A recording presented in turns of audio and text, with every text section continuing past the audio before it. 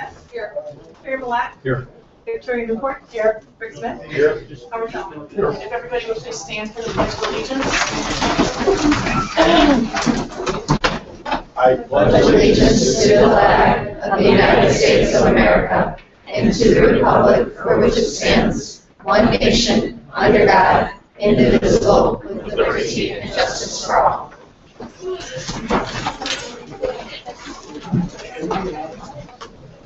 Let's start tonight with recognition. Recognition of Connor Diaz, 8th grade student at Clinton Rosette, was awarded the Bronze Award, 3rd place in aerospace at the Illinois Junior Academy of Science State Science Fair on May 14, 2016, held at Millikan University in Decatur, Illinois. His project, titled Connecting the International Space Station Using Amateur Radio, was also awarded by him a $1,000 scholarship to Millikan University. Is Connor here tonight? All right.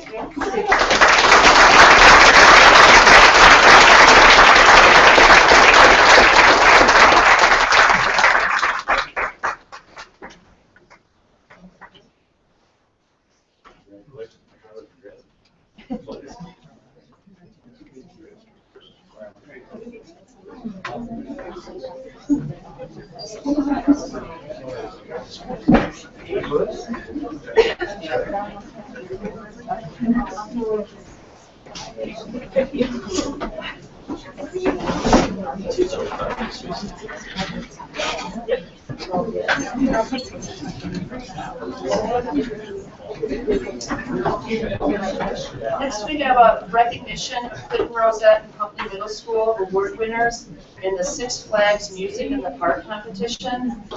At the Six Flags Music in the Parks competition on Saturday, May 14th, Clinton Rosette's 7th and 8th grade orchestra received Best Orchestra Overall and a superior rating in their group of 5 orchestras. The 6th grade orchestra received a 1st place and a superior rating.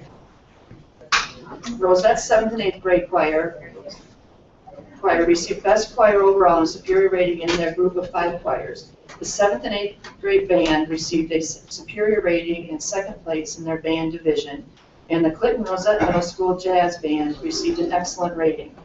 At the competition, Huntley Middle School's 7th and 8th grade choir received a 1st place and a superior rating in the group of 5 choirs. So congratulations to the Huntley Middle School and Clinton Rosette music programs. Do we have anybody here? And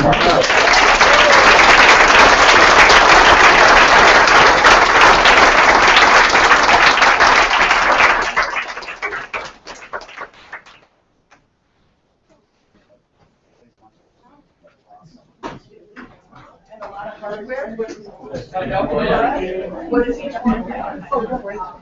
This one is Congratulations. Very fantastic.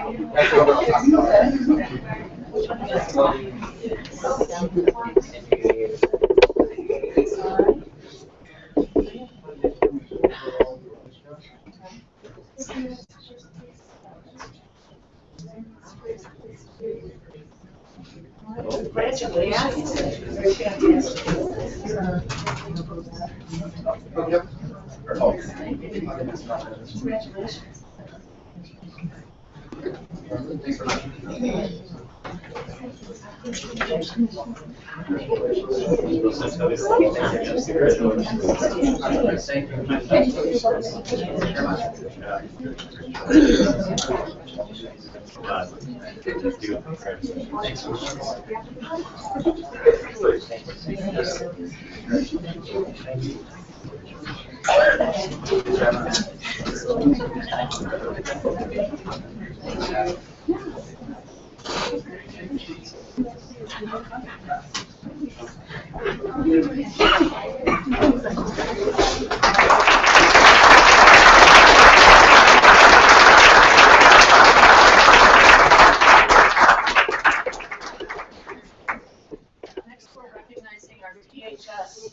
Sports teams.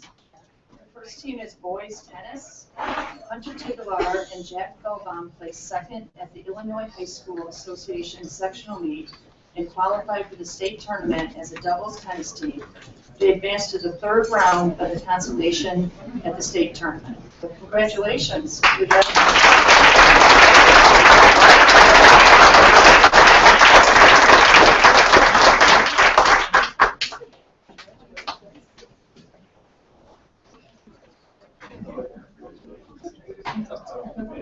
you like to say anything on behalf of the team? Sure.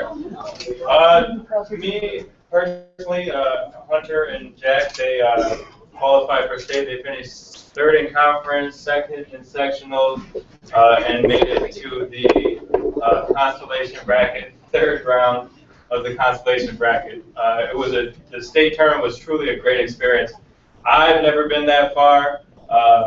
It was my second doubles team that has made it to state, and I have never made it that far. I think they had a blast. They truly represented the program just superbly with their sportsmanship and their play, and I was very proud of them, and I was glad to see them do so well.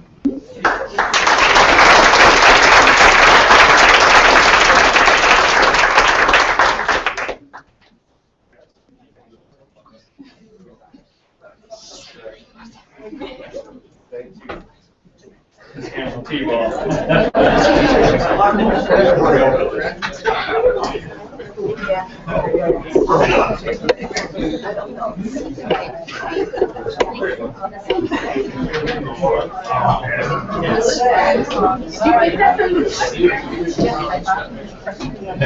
Next we have badminton. Holly Trapp, Bizu, Alyssa Wagner, and Helena Colleen qualified as double teams for the state championship tournament held on May 13th and 14th in Charleston. Do we have them here tonight in the coach? Come on.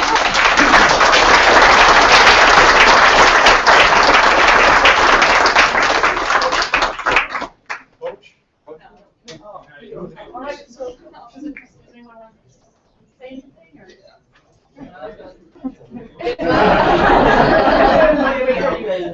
We're all talking.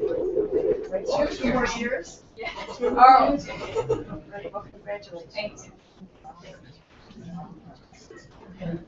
I guess you were the winner of the congratulations. Thank you.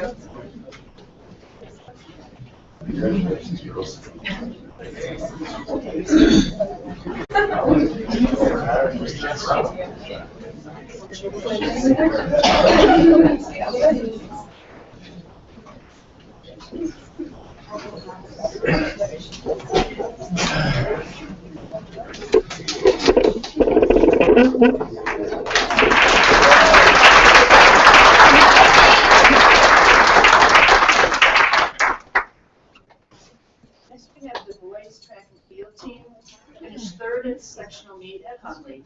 As a result, the Bars are allowed to send the following to the state meet in Charleston. The 4x100 meter relay team consists of Tristan Bujargiski, Eljuan Smith, Zurek Day, and Tony Tate. And individual qualifiers, Zurek Day in the 300 meter hurdles, Tony Tate in the 100 meter run and long jump, and AJ Peterson and Isaiah Webb in the pole vault. Tony Tate placed second in the state in the long jump, and Isaiah Webb placed third in the state in the pole vault. Both received all-state honors. Tony Tate was named the Daily Chronicle Boys Track and Field Athlete of the Year. Congratulations.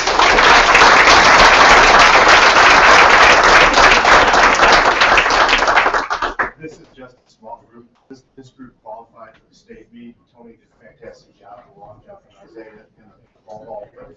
As a team, we won the Panther invite, we won indoor conference, we won Ottawa invite, we won Burlington Central, we were second at Cayman, we won DeKalb invite. We finished third in the conference and then third in the section. So as a team, we did a pretty good season. These guys did a fantastic job and qualified for the state. I'm not sure pretty good is the very good. Isaiah, you're about 15 feet 6 inches. Yeah. Wow. No ball for that.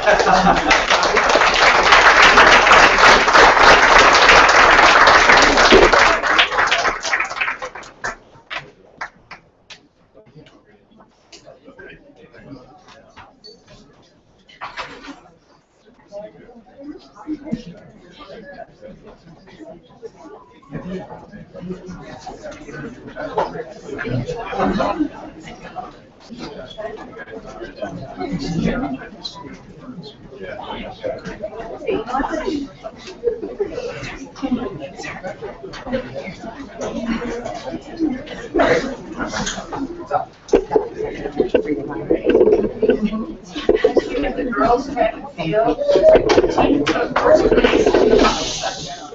This was the first time in school history that the girls' track team has placed first at a sectional meet. The following relay teams qualified for state. The 4x100 relay team consisting of Bree Monet Bugs, Carmary Kirkwood, Mariah Martinez, and Deja Williams, and the 4x200 relay team consisting of Ray Monet Bugs, Mariah Martinez, Deja Williams, and Savannah Long. In addition, Christina Rizoff, 16-meter run, Corey Maida discus, and Savannah Long in the 100, 200, and 300-meter hurdles. Savannah Long placed first in the state in the 300-meter hurdles and sixth in the state in the 100-meter hurdles. Corey Maida placed seventh in the state in the discus. Both received all-state honors. Savannah Long was named the Daily Chronicle Girls Track and Field Athlete of the Year. Congratulations.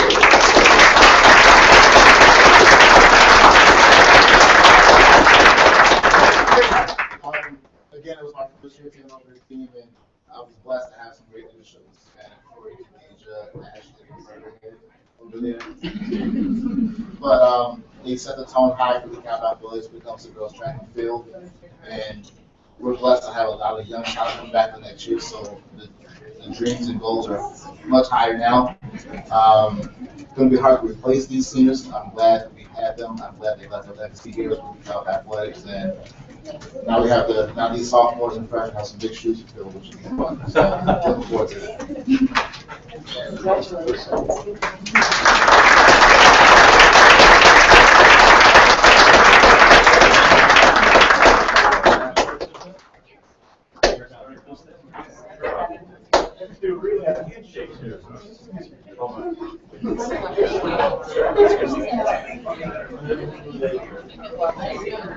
Hey, Howard, how you doing, Howard?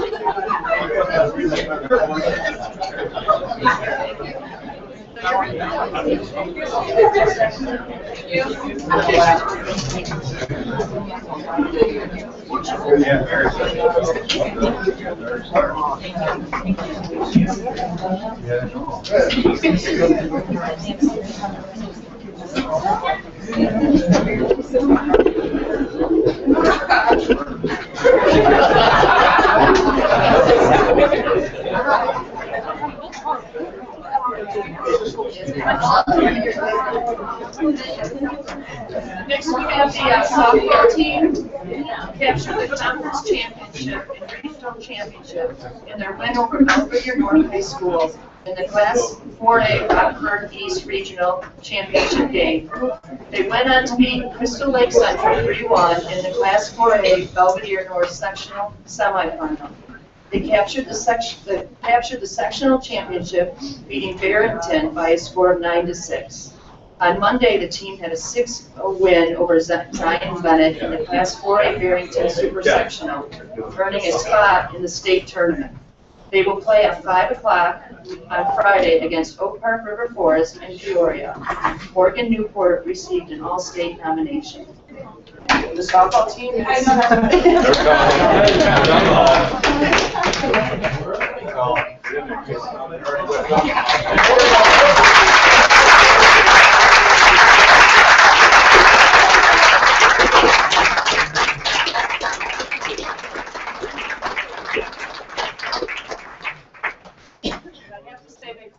Well, I recognize them off the field here. Is Coach Davis here? Yeah, somewhere. Coach, want to say a few words?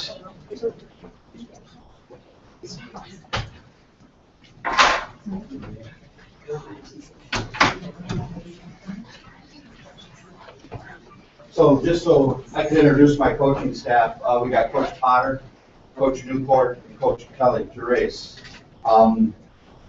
We work extremely hard, you know, and today I was thinking, when we were coming here, the first time I met Mr. Moeller, and he says, I said, Mr. Moeller, how you doing? He says, I'm living a dream. We're living the dream. This is what it's all about. So we're going to make our first appearance in state for softball, and we're so proud to be representing DeKalb High School. So that's your 2016 state champs, right?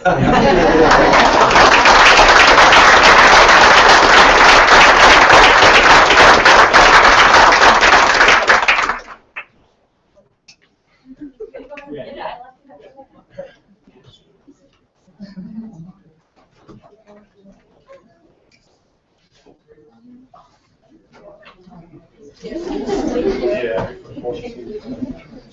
Thank you. Thank you.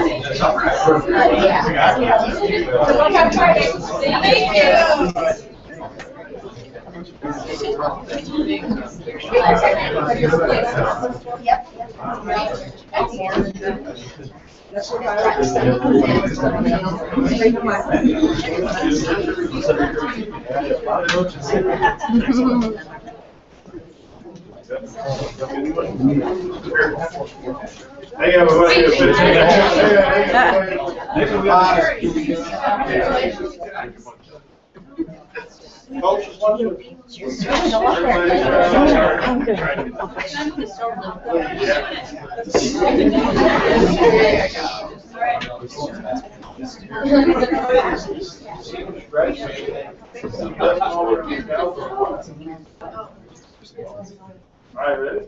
That looks pretty good. 1, 2, 3.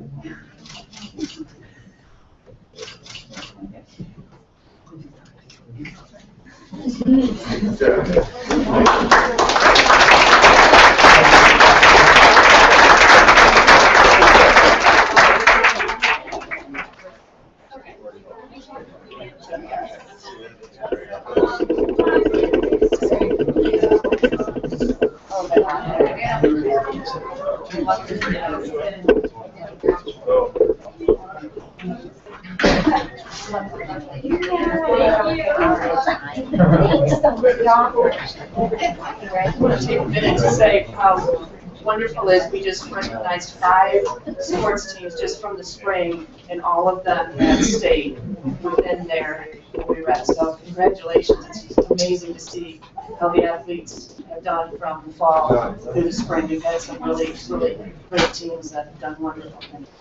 So congratulations to them.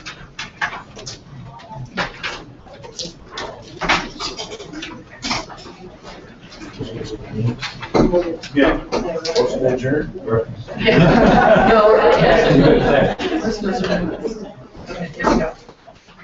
All right, next is recognition and special thanks to responders in the Clinton Rosette evacuation.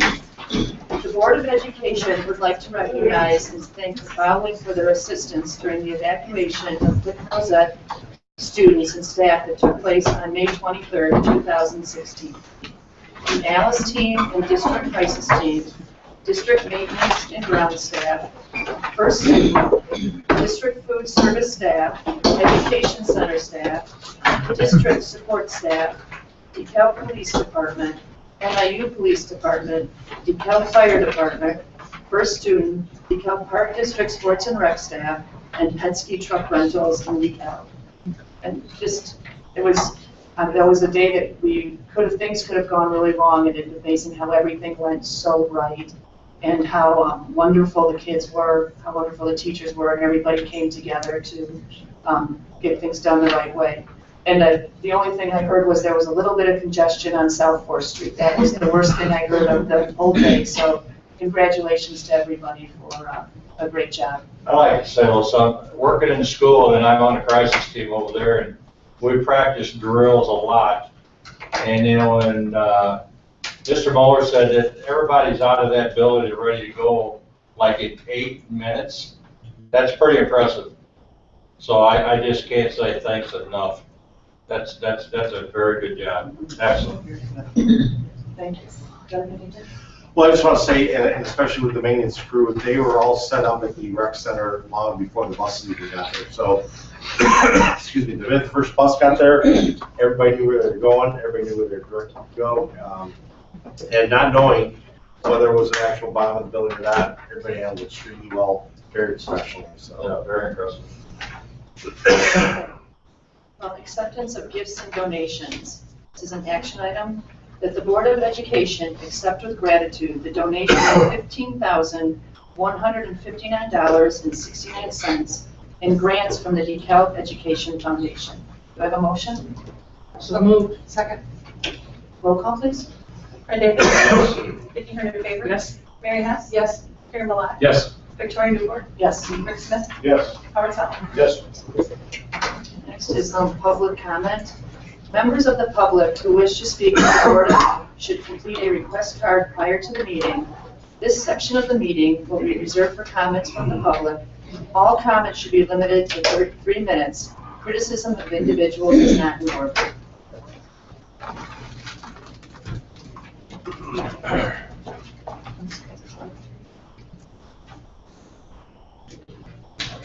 Adir Taha.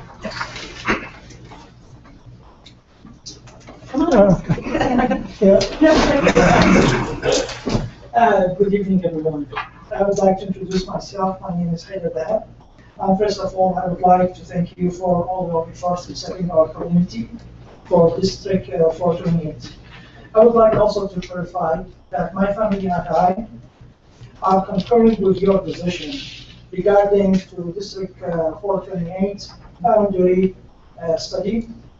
However, I believe there is a room for an amendment for some situations. Therefore, kindly, I would like to present some kind of points. I would like to present these points to your attention.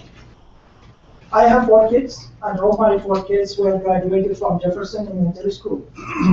And according to this rule of the boundary, Jefferson School is feeding Clinton Rosat. 3 of my kids already graduated from Clinton Rosat Middle School. The 4th one, he successfully completed the 6th grade, and he moved to the 7th grade. My kids, the 4th one, Hussein, actually, he is very successful, and he would like to continue in his education in the Clinton Rosat. One of the facts that I found in the presentation or the study that's prepared for your board is talking about such kind of artifacts, which is included that Clinton Rosat for the current year, they have attended 175 in the 6th grade. And Huntley, they have 305. However, the recommendation by this committee and by the study is to allow for Clinton Rosat to be 198 and for Huntley to be 280. So there is a requirement or recommendation to increase the number of students in Clinton Rosat.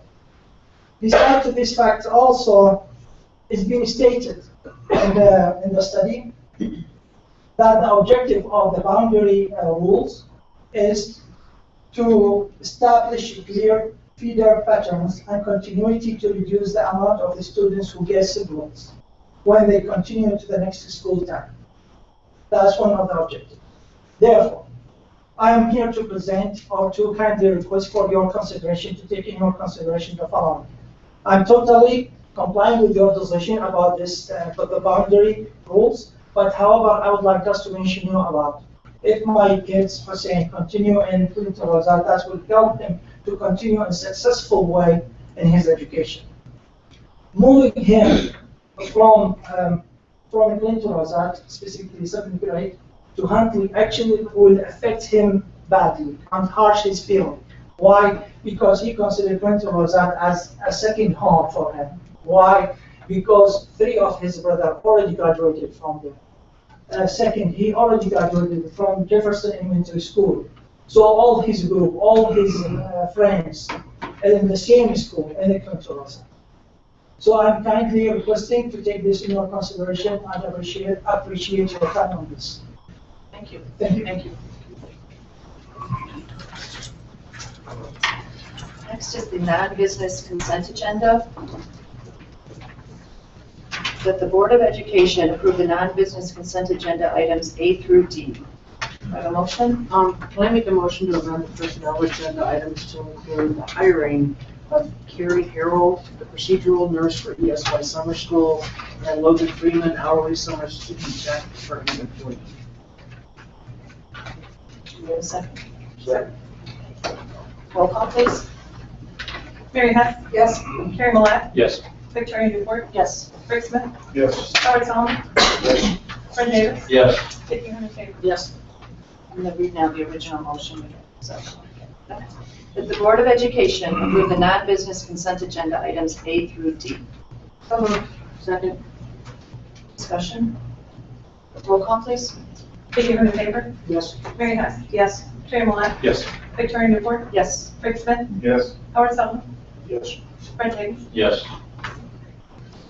Next up is business. Yep, I'm sorry about that. With that. I would like to announce that Malta Elementary School has a new principal.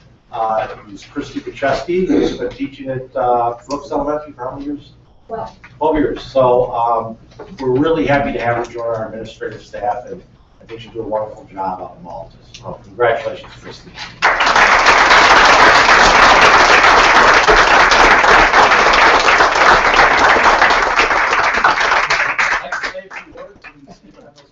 Behind the flowers, yeah.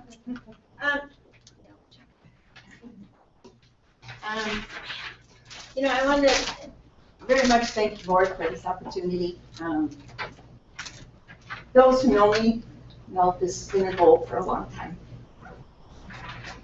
And there's a lot of people to thank along the way, from Kim Miles looking at a stack of applications and saying, let's give her a look, to the interview teams at Malta and the ones I interviewed with Dr. Moeller and Victoria and Mary and Jim and Andrea Gorla and Jenny, and thinking that after hearing me ramble on that I had something to benefit Malta and that I would be a good fit for there.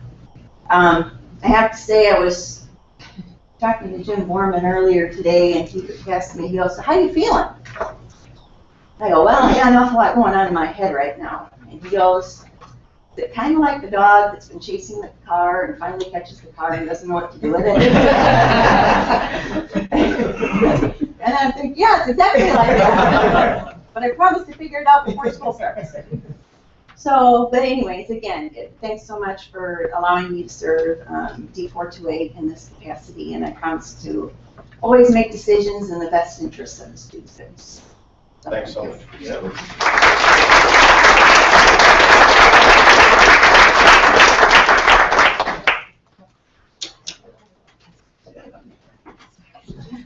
Next we have the business and finance section. Request for code, quote, to lease one-to-one devices. This is an informational item. I'm here in absence of Andrea, but this is basically the next phase in the one-to-one rollout for the high school grades. And the quotes went out from the tech department to all the different vendors for the types of devices that were going to be used and the different vendors they were looking at, and they received quotes and got the best quote out there. So now what we're doing is taking that quote and putting it out there for the leasing companies to take a look at. So that is out there at the moment, and those quotes are due back at the end of this week, and then at the next meeting, we'll go through those and see which will give us the best deal, basically the lowest cost. And in terms of the cost per device, they were able to get, with the cases, the device cost at $328.35, which is a lot lower than what our $400 per device. But once we get the lease costs in there, that will go up a little bit, but we're definitely going to be lower than what we had originally anticipated. So when we get all that information together, we'll bring that to the next board meeting for approval of the leasing company. Thank you. Any questions for Cindy on that? Just not gonna sit down? No, I'm. I'll stay. Yes, and then we have a consensus to bring that back. Yes. Next is approval of contract renewal for food services with Chartwells. Yeah, and this we is do. again informational. Oh, I'm sorry. And we do this each year. We're in the 4th year of our contract with Chartwells out of a 5-year contract. And each year we have the opportunity to renew that contract. And at the very beginning, it was a good thing that we had asked for to increase it at the CPI rather than the food CPI, because that was a little higher number. So the increase for next year would be 0.7%, which was December of last year's CPI number. So that is the renewal amount. This is informational this time, so next time it'll come back for approval to approve them for the next year. And then next year is when we will do a full rebidding of everything for looking for food service providers. Because after 5 years, we're required to do that. Questions for Cindy? Consensus to bring this back? Yes. All right. Next we have working cash fund abatement to capital projects fund. And this is again an informational item. Cindy? And again, this was, we had this budgeted for this fiscal year when we originally received the construction grant dollars back in 2011 and 2012. $5 million was put in our capital projects fund. And through the FFAC process, they approved a number of projects that exceeded that $5 million. And the rest of the funds were putting the working cash, or a big chunk of funds were putting working cash. So now what we're doing is basically repaying that fund for the total amount of the dollars that was in excess of the $5 million that was originally put in. So we had originally budgeted $500,000, but we're going to do basically, they call it a working cash abatement of $347,169 to replenish that fund. And again, this is informational, and it will come back next time for Questions on this? Consensus to bring it back? All right, thank you. Okay. Okay, next we have change order request, chiller installation, Founders Elementary School. This is an action item that the Board of Education approve the change order request in the amount of $88,334 plus $16,783 contingency and architect engineering to add air conditioning to the main office of Founders Elementary in conjunction with the previously approved Founders Chiller installation project. Do you have a motion? So moved. Is there a second? I just have a question. This is still tip dollars. This is all $10, yes. Okay, so we're not taking additional money out of, No, these are all tip funds. and are there any projects that will have to be cut back on some of this? No. Okay. So do we have a second? Oh, I'm sorry. Yeah, also, we're gonna have a second in discussion, right? Oh, sorry. Second, yeah. then Second. Yeah. Second. Howard, or did you have a question? Yes, I did, sorry. Okay. With a change in what's going on with the chillers, it appears that the one office was neglected in the original whole contract thing. This was originally a bid project, wasn't it? Mm-hmm. Yes. And was this office included in any of the other bids in a way that would change the way the bidding outcome goes? It wasn't included in the bid at all, from what I understand, so whether it would change the outcome, I honestly don't know if it would or not. So it just wasn't included within the initial bidding when they were going out. So as far as you know, all of the bids were identical as far as Oh, what yeah. they were trying to bid on. Mm-hmm. Yes, yes. So it wasn't like this company bid, this bid was basically put out there. Consistent. Consistently excluding them. Yeah, I really want to ask Tammy, because Cindy, I don't expect you'll know to the detail. My Jeff Potter is here. Oh, it's Tammy? Yeah. Oh, Jeff, So okay. here, Tammy Yeah. can help you. Okay, well, so my question is along the lines of what Howard just said. I mean, normally, we're going to pay, 10% contingency and architect engineering fee of 9%.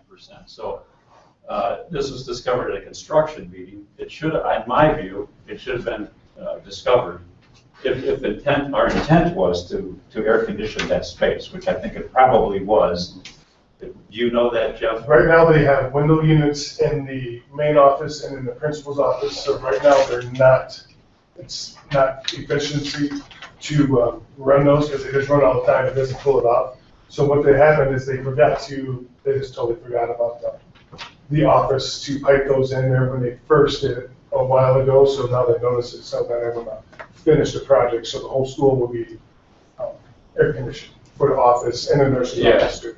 I understand that.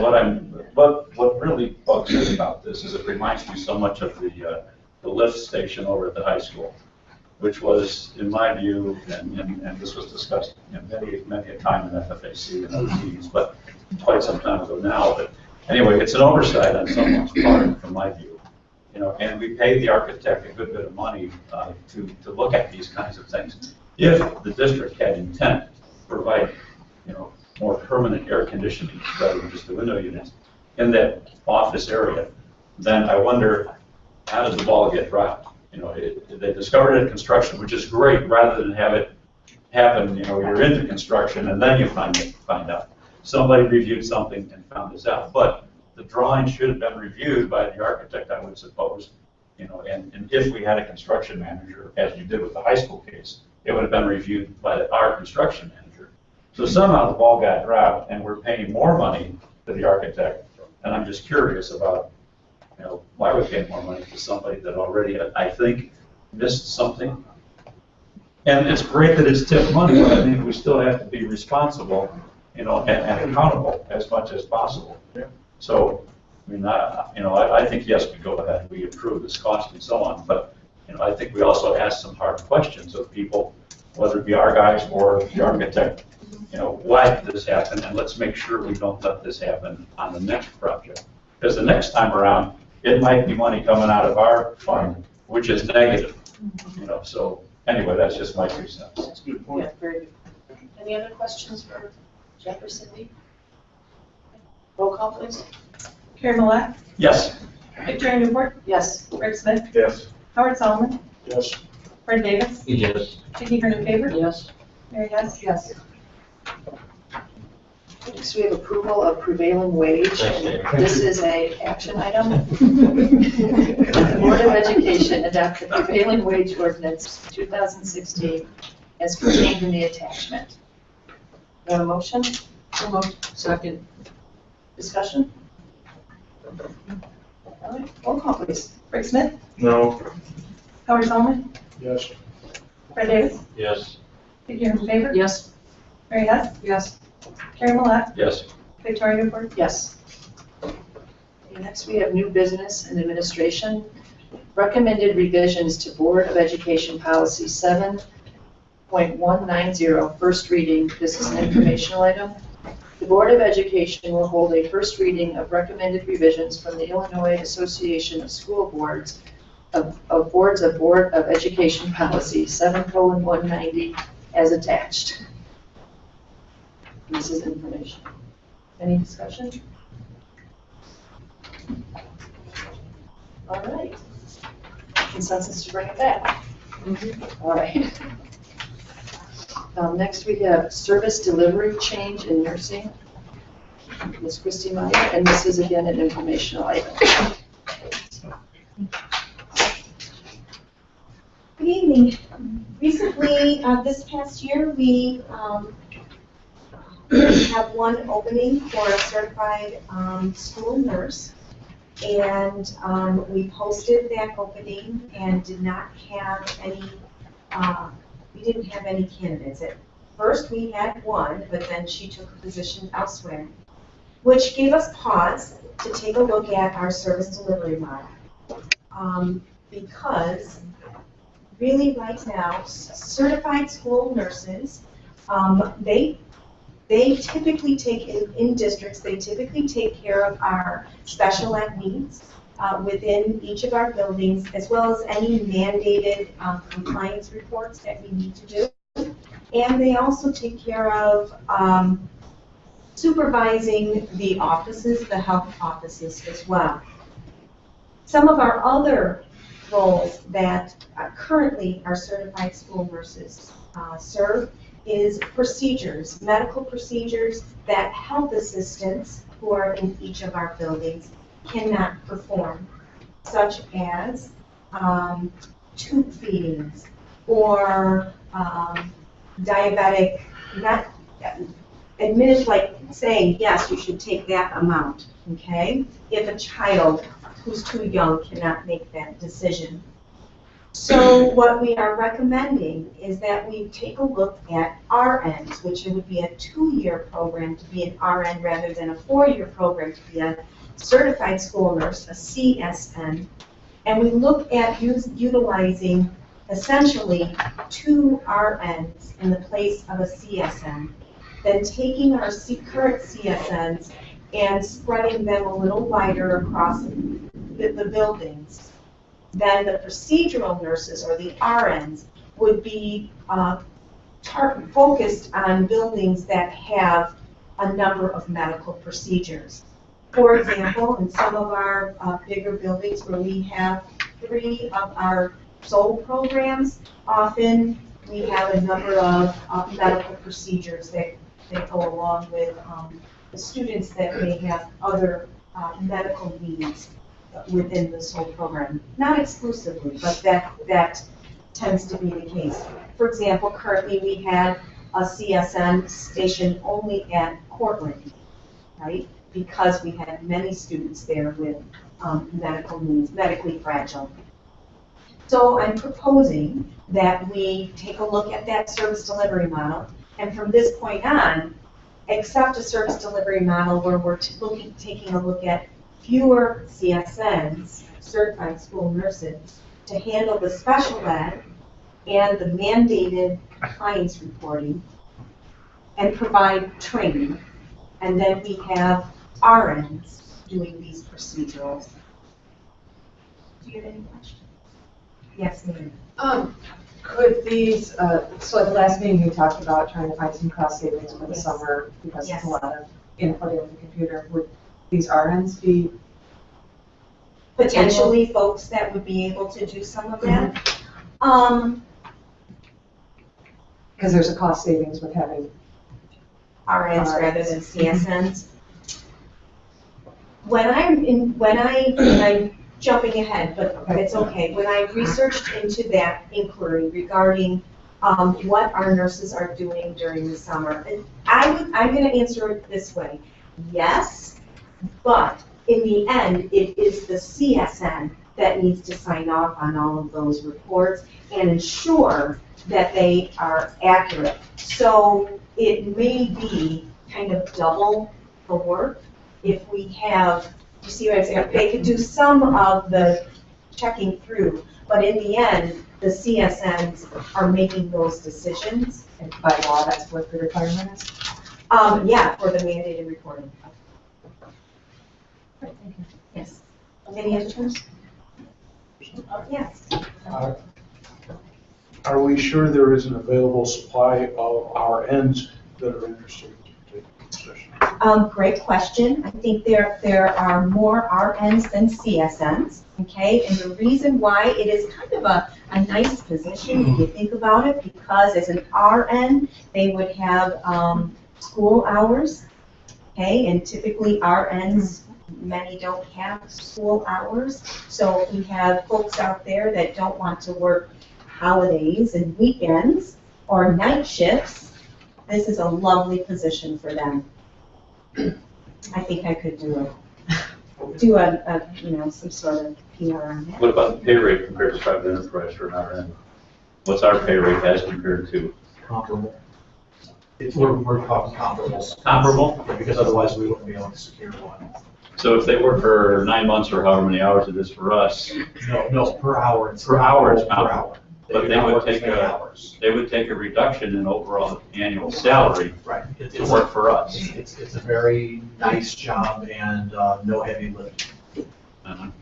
And Christy, can you tell me anything about the 4-year degree for a CSN versus 2-year for an RN? What did they learn in that additional 2 years for CSN? A lot of the special ed piece to it. There's a lot that goes into place with that, all the immunization records and all the mandated reporting that they need to do, compliance reporting. And also, working in a school and the nuances of working in the school system and working with parents and young children. Does their education then end up with an internship or some sort of? Yes, they do. They have a pretty lengthy internship. A CSN? Yeah. Yes. Okay. Actually, and that's some of the reason why I believe that field isn't, it's a very shallow pool. It does require a lengthy internship. Any other questions for Christie?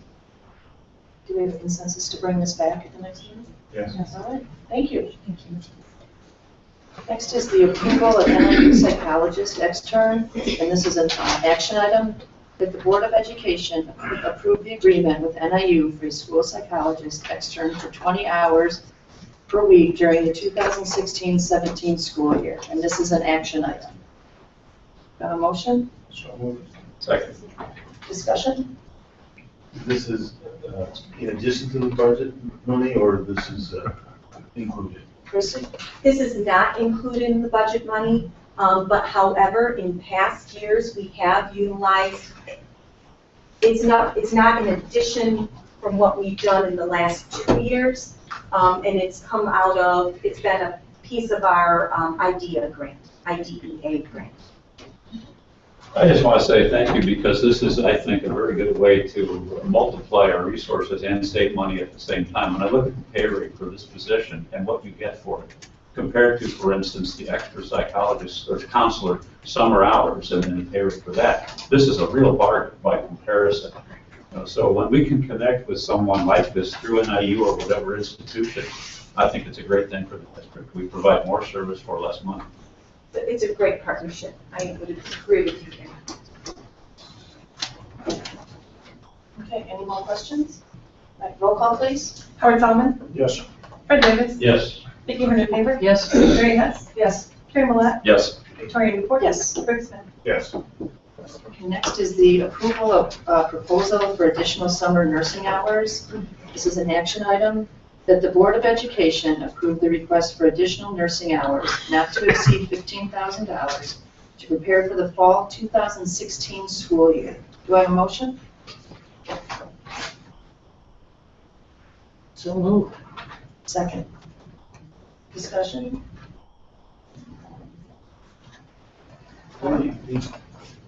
The way this was phrased, $15,000, is that per person or $15,000 grand total? That would be grand total. Thank you. I think you spoke to this a little bit with Mary's questions earlier, but we were talking about whether we could get some other, a glorified secretary or somebody that was, a little advanced in administration for paperwork to do some of this work and not have to pay an RN or, a qualified medical expert.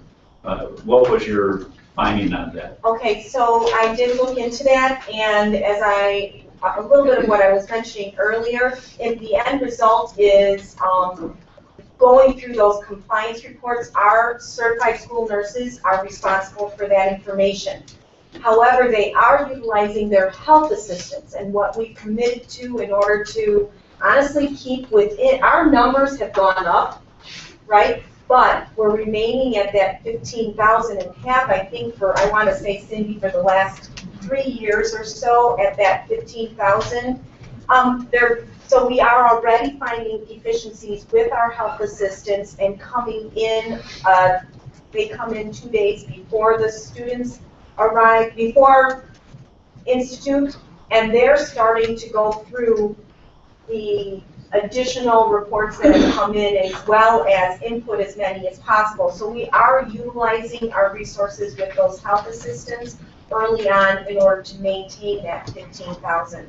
So those efficiencies have been there, but in the end, the work that those school nurses are doing, they're responsible for. Yes, Mary? Again, I know nothing can happen for this summer, but, I mean, unfunded mandate again. I mean, you know, that because of our numbers and we're not getting what we're supposed to from the state. And Oh, I see everything. what you're saying. But is there maybe some software that is out there that like parents, you know, or doctors sign off on and then we'll get red flags that things are missing? Or if all things are complete, that cuts down on having to look at every single. I don't expect you to know the answer to this, but. I don't know the answer, but what I'm processing right now, Mary, is I guess my answer to that would be, I wouldn't doubt that what's stopping us there is that confidentiality piece, but I would like the year to investigate that before next summer, and I appreciate your questions and looking for those efficiencies, and I just want to tell you, I am trying to look for those efficiencies as well. So let me investigate that. I will also investigate if there are any additional ways that we can utilize for pieces of what they do. Yeah, but I see what you're saying. I mean, Technology. Right, we're spending an additional $15,000, which we have to because we're mandated to have all these things, but yet, no, you know, in the education process and what our mission is, it's not contributing to that mission other than, you know, not letting kids with measles come to school and things like that, but it's not direct service to the students and. I would have to argue that the health of our students is first and foremost. I don't mean to argue with Mary Hess, but I'm just saying but I would say that this is probably, that's it, that, you know, they need to be healthy and coming into school. And I agree, but, you know, when you have a budget deficit and trying to save money, that's. And we have to prove that we're doing our job and inputting all this information and making sure that we're compliant with the deadlines and so forth. And our nurses truly have been remarkable in meeting those deadlines, so. Victoria, I just want to make a comment. You know, what Mary's talking about, I've been thinking about this kind of stuff for a long time. And the health department, of course, is going to ask for a referendum for a tax increase, the county health department. Okay? In part, I think, in my view, because of the same kinds of reasons. Parents aren't doing it, and therefore someone else has to do it. You know, and with the deficit, as Mary, you were just saying, you know, I think we have to be very careful about what we take on. You know, and I think we have to push back a little bit sometimes and try and get the parents in the homes to do more so that the kids show up prepared as much as possible. I don't want to go on at length about this, but, you know, the reason that we're spending more money, that public education is spending more money, and the health department, so on and so forth, is because of the change in society. You know, and if we just roll over every time and say, yeah, you know, we're going to appropriate more money to pay for more service because it's not getting done at home or through some private foundation or so on. You know, I just think it's a perspective we ought to keep in the back of our minds when we approve or appropriate, you know, funds for something that is not directly related to classroom curriculum and instruction and so on. So, my 2 cents. Okay, roll call please. Fred Davis? Yes. Vicki Herman Favor? Yes. Mary Hess? Yes. Terry Millat? Yes. Victoria Newport? Yes. Rick Smith? Yes. Howard Sullivan? Yes. Next, we have approval of District 428's implementation of Senate Bill 100. This is an action item that the Board of Education adopt the proposed DeKalb District 428 handbook that is compliant to Senate Bill 100 status and support the School Board 100 implementation plan as proposed. So moved. Discussion? Yeah, I got a question. All right. Okay, so I can barely remember this. It wasn't that long ago, but it seems to me that I remember asking the question, it was over at the high school, about the change to our holiday parties policy. And as I remember, the question to my answer about why is this included with Senate Bill 100 policy and change, you know, I still don't feel like I have a great answer to that. You know, so before I vote yes for this thing, I want somebody to tell me, why are we doing changes to our policy for holiday parties and so on in this particular motion to approve this particular thing? Because we took the handbook as it had been and pretty much been completely revamped as a result of Senate Bill 100. And in terms of the revamping, this was then an opportunity for us to take a look at the holiday parties and to take a look at the direction we're moving in terms of social justice and for us to eliminate those. So it's because the entire handbook was being redone at this time. So it's a convenience factor, maybe using a springboard effect on Senate Bill 100 to discuss these other issues. But I would personally like to separate these things. I mean, if it's a legal thing that we have to comply with for the state, I would like to say, yeah, we're going to do that. And then if it's a policy, a community commitment to a particular idea, then I would like to have that, as a separate kind of a thing. Those are all considered, they've always been. Yeah. Things that are statutory, sure, but they're also practices and procedures. There's lots of things in the handbook, but they're not all driven, are they, by law, by statute? Are not some of them? A lot of them are, but a lot of them are based on local norms. Exactly, that's what I'm saying. Go ahead. When we did the handbook committee, and the reason that we put that on as an agenda item, we usually don't put each line item that's changed any as an agenda item, we just kind of highlight them and show them to you. But we wanted to make sure we were transparent on that because that was potentially something that there could be pushback in the community. It's a significant change. And so the reason we put that in our presentation, we usually just make handbook changes, give you the changes and have you vote on it. We just wanted to make sure we were transparent about that specific item because we thought that may be something that there was some community pushback on. So it wasn't really that it was related to the Senate bill. It was just we wanted to make sure that as we were doing handbook and Senate bill all together, because it's the same committee working, that we brought that to you guys out of transparency so that you weren't getting calls later, why was this not discussed in public? Yeah, well, I'm glad that you want to be transparent, and it was great to see a committee work on this. I'm just wondering, if I was a parent, I don't have any kids in school anymore, they're all through the district now, but, I'd be looking at this and saying, oh, is the state pushing this change about holiday parties? This is part of our annual review of the handbook. Yeah, but it's at the same time. It's like adding something to a bill in Congress, right? The bill might be about something, but someone else has added an amendment to the bill. That's how I see it. I would rather see two separate bills than use the illusion. But they still have to get the handbook done and get it ready for school in September. Yeah, so you're saying it's a time saving. To me, it seems it would be much more efficient to just make all the changes at one time. I disagree. Okay. When you talk about social norms and policy, that kind of thing, I think and it's great to be transparent, but I think you have to be proactively transparent, which means in my mind, I do the Senate bill, the legal stuff, what we have to comply with in one pass. And if that springboards off to some other issue like the holiday party, I say, yeah, it's connected, but it's also not mandated, it's not law. We're going to make that decision based on it. It makes sense. Yeah, so that's why I would like to see separation. Now, this particular time, I'll go through this, and we'll see what kind of pushback we get on the change for holiday parties. But for future things, I don't like blending the state law and those mandates, statutory things, with local community norms and policy, that the local committee sets. So.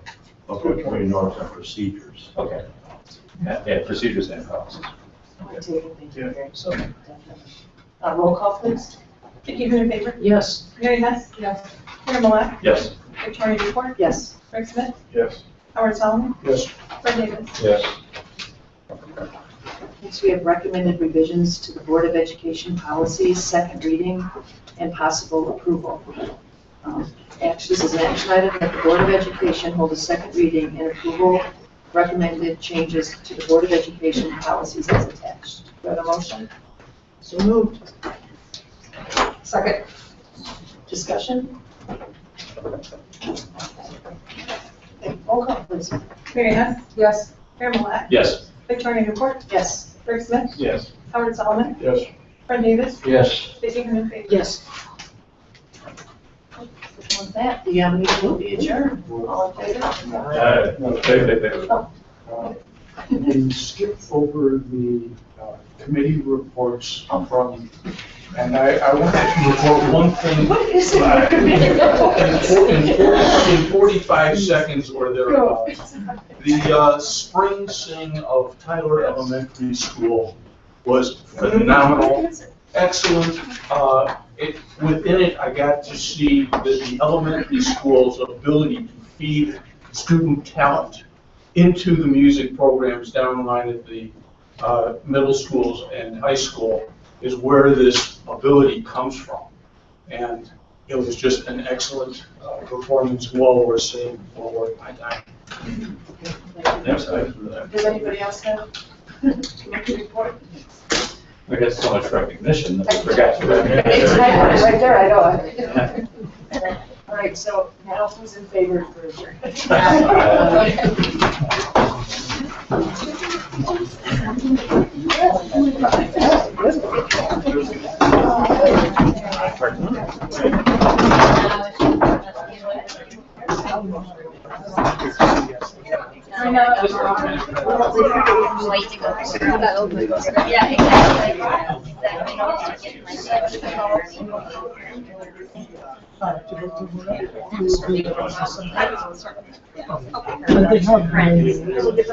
Yes, because more exciting. Thank you so much.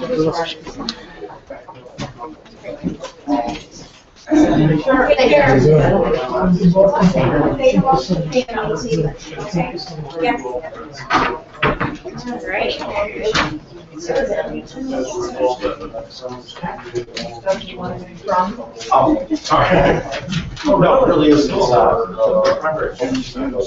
that's nice.